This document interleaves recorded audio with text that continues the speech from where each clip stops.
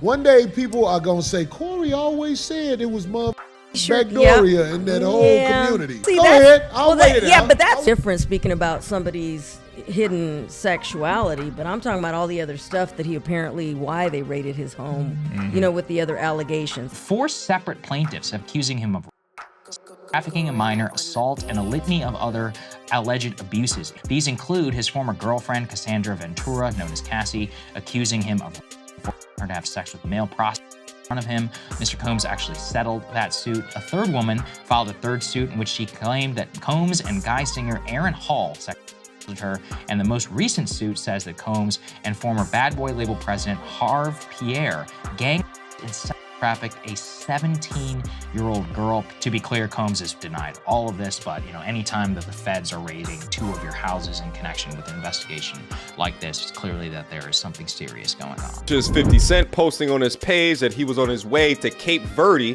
and Cape Verde has no extradition treaty.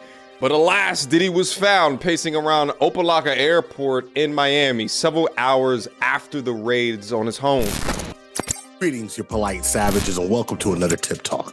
All right, you polite savages, by now you've seen that Diddy, aka Sean Combs, has been raided, at least his homes have, bi-coastally by federal authorities.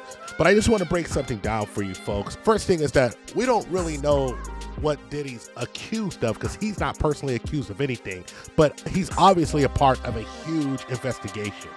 So this footage was actually taken outside of the customs desk. They stopped him before he was able to board his flight.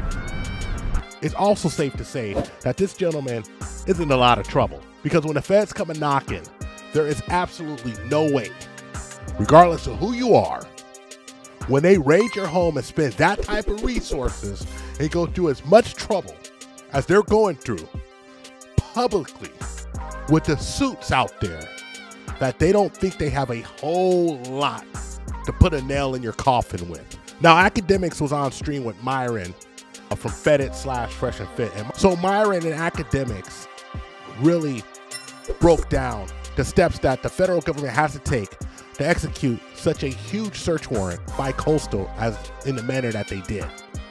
AUSAs are very picky about giving search warrants, because for you to get a search warrant, you have to go through a federal prosecutor to do it, and then the U.S. Attorney's Office files a search warrant on your behalf, right, with the judge, and then you go ahead and you're able to go ahead and execute it. So whenever you have somebody high profile like Diddy, like R. Kelly, because R. Kelly actually, HSI did the R. Kelly case as well. Anytime you have a high profile guy and they know that they're gonna have the news out there with them doing raids, etc., they're gonna make sure that search warrant is airtight. For them to get a search warrant like this tells me they have multiple informants and sources of information, more than likely. People that are cooperating, giving them information, because for you to be able to get inside of a house, you need actionable info within somewhere between 2 weeks to a month. So that tells me that someone was in the home, saw some stuff that was questionable, contacted the feds, and were able to go ahead and get that search warrant through a judge, because the search warrant needs to be fresh with information for you to be able to get in, especially when you got somebody high profile like this. How would this even be initiated? Like, how does this even get started? Like, okay, say you're an agent, right? Because you used to be an agent. If you're an agent, how would you get this started? It got to be an investigation of some sorts before this even starts, right? So this is the LA field office. I know they have a human trafficking group. So more than likely what happened was, if it came from a source and there wasn't already an open case on Diddy, it got routed through the duty agent to this human trafficking group. Whoever was on duty for the human trafficking group that day, the source says, hey, I got this information, XYZ. The agent verifies it. What information do you have? Oh, I got toll records. I was in the house. I got these pictures, blah, blah, blah. So the agent looking at the information will then decide, okay, I'm going to open up an actual formal investigation. They open up a case. Then they go to their supervisor. Hey, I got this information. I think it's good. Here's the source. Hey, I got this information. We have reason to believe that Diddy's involved in some trafficking, blah, blah, blah. Here's my information. Through it? Okay, good. Write up an affidavit. AUSA pushes up his chain now. He pushes up all the way to United States Attorney for the District of Los Angeles. Then Assistant United States Attorney pushes that affidavit up all the way to the USA. That's a presidentially appointed position. They say, all right, it's good to go. It's been through multiple layers. So you're saying all this has to happen before what we're watching? Yes, 100%. And Diddy has had a history of suspect behavior, and actually Diddy's peers have really been telling a story that perhaps there's more than meets the eye with Sean Combs. Now, I want to say this right now. We don't have facts. We don't know. He's not been charged with anything. What we have is obviously a story that's important, that's relevant to the culture, because someone from the 90s who actually introduced us to who's considered in a lot of circles the greatest rapper to ever live, the Notorious Big.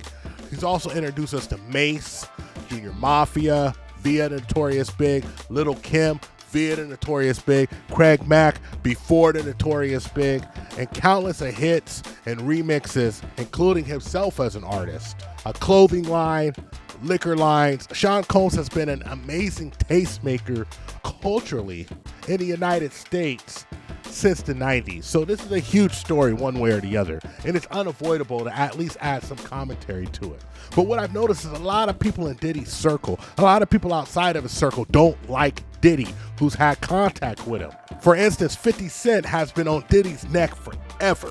So yo, when we gonna get the chance to, to kick it, like we can just hang out? We gotta kick it. This is Puff. Okay. You're telling me we gotta kick it, and he's like, yo, why don't we like go shopping or something? I mean, like I pay for it. And I was like, what the f this just saying? I got the away from him because I was like, this tell me he take me shopping. This is goes on. But there's a little fruit pie. Trust me. You see these little weird ass pictures like that out there, sitting out there, accident pictures would be like kissing niggas. Like that doesn't happen by accident. Later you gonna find out a little shit I be saying. I'm trying to tell you the truth, but the truth sometimes it hurts. Right. It hurts people and they don't want to hear that. But I'm trying to tell you. Ask me, could he take me shopping? And because I'm looking like, what the f? Just like, I want to take you shopping. I got a bankroll out this mother. I want to take you shopping. Why? Because when you walk around looking so much good, I'm gonna feel, God damn it, that mother with me. But when they tell me you want to take me shopping, what the f is the matter with this nigga? Wait, hold on. But where was this at? It was at the wedding.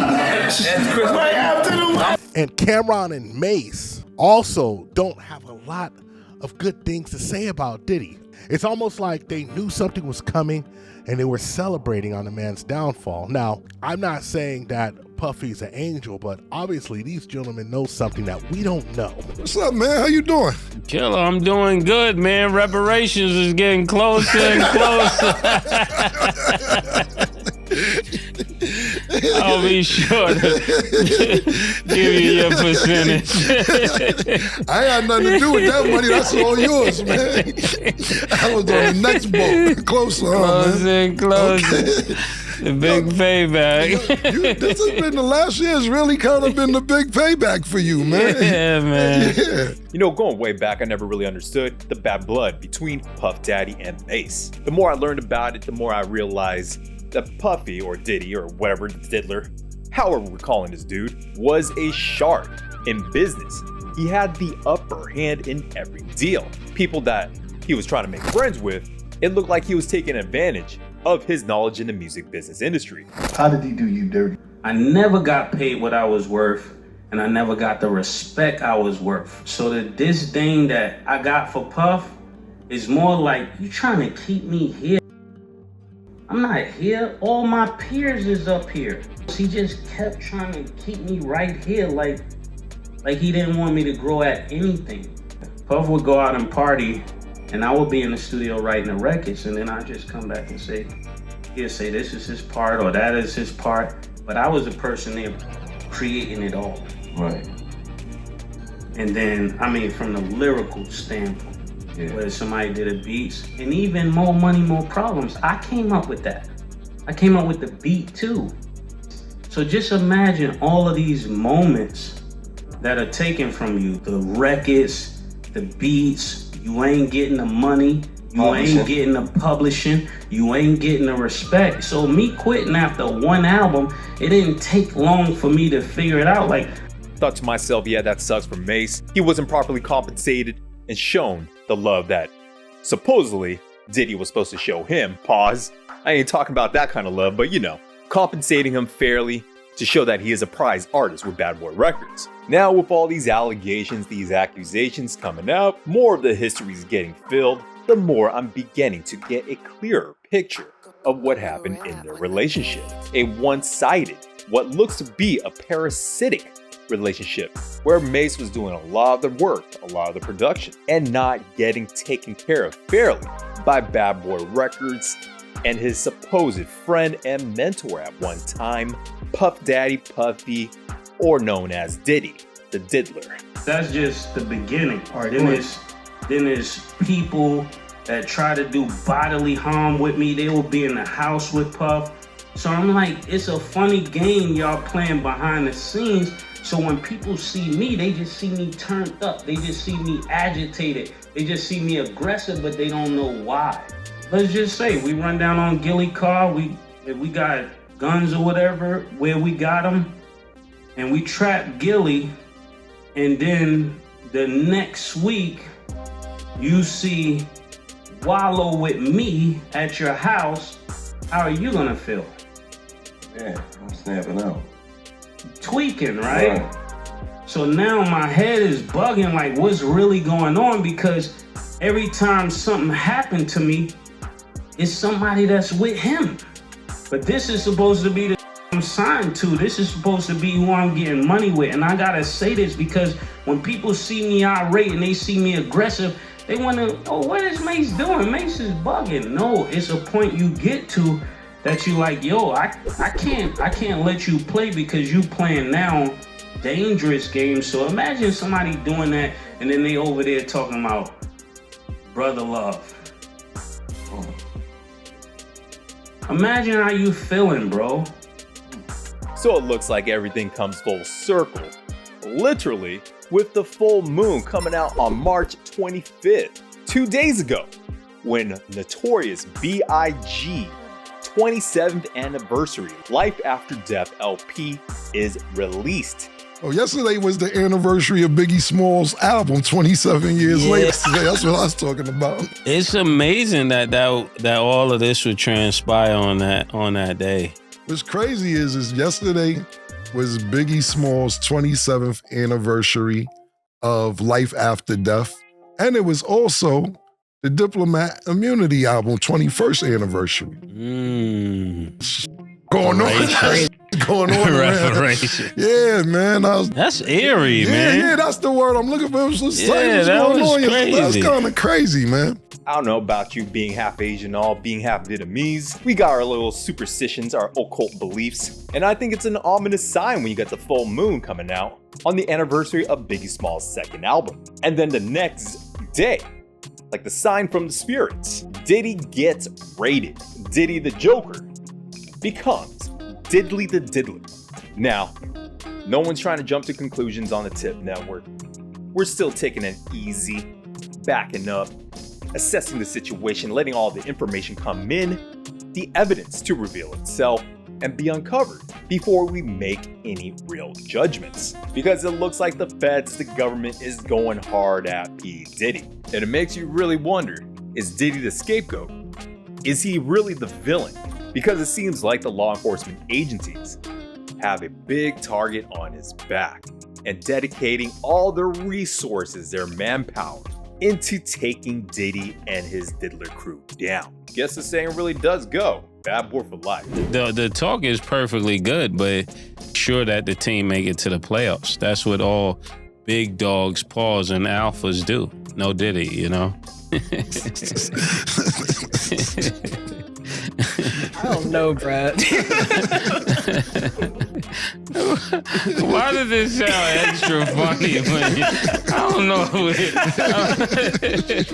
It just got a different something to it. I don't know about that one. Yeah.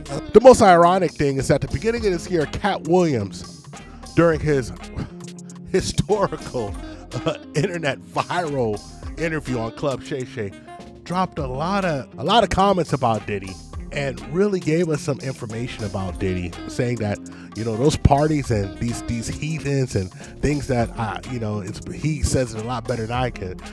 chickens are all coming home to roost in one way or the other, and try to Trojan horse a message in there for you. These big deviants is all catching hell in 2024. It don't matter if you Diddy or whoever you is. All lies will be exposed. That's all. And anyone who takes that the wrong way, know why they take it the wrong way. But let me tell you this, and let me just give it to you straight. Islam says something that the circles of Hollywood is built off of trafficking, and absolutely we have to believe them in this country because there's just too many missing kids. There's just too many missing people. There's just too many people that just disappear without a trace, and we just gonna sit here and act like nothing happens with them. And a lot of times it's easier to put your head in the sand because nobody would ever just cover up something like that. But he brought up something really important. You see, I know an au pair who worked in the Bay Area, and an au pair came to me as one of my martial arts students and said that they felt like they were almost being held captive by the people they were working for, to the fact that they went to their embassy and their embassy sent them home. I want you to think about this. This lady was sent home to Argentina when she had a great opportunity. Argentina's economy is horrible. She had a great opportunity to stay here for years and take care of these folks' kids, live with them, have everything taken care of, get a small salary, and she chose to go home because she felt uncomfortable in ways, and it was almost creepy. So I think this Rizza Islam clip coming up really states some important facts that we should listen to. I've never seen nobody baby mama get killed mysteriously and the dude wasn't arrested. I've never seen that. And there's a lot of information. They come get you. Yeah, they went in his house. They went to his underground tunnels in his home. They went and they did all this stuff now. And again, my biggest thing is, wow. So this whole time y'all had the capability, the money, the weapons, the staff to go do this. Why haven't y'all done this to the majority of Hollywood? The majority of these damn nannies and these butlers are domestic house slaves. Y'all went over to Africa and got them as children, and you promised them a good life. You say you don't have to do anything. This is all you need to do. You need to cook. You need to clean. This is a very real situation. A large percentage of domestic slaves are currently in Hollywood, in Beverly Hills, in these homes, in Bel Air. So stop playing. And that's all I gotta say about that. It is what it is. You dig? That's all I got for you, you polite savages. Like and subscribe. Hit us up on all social media networks. We found true happiness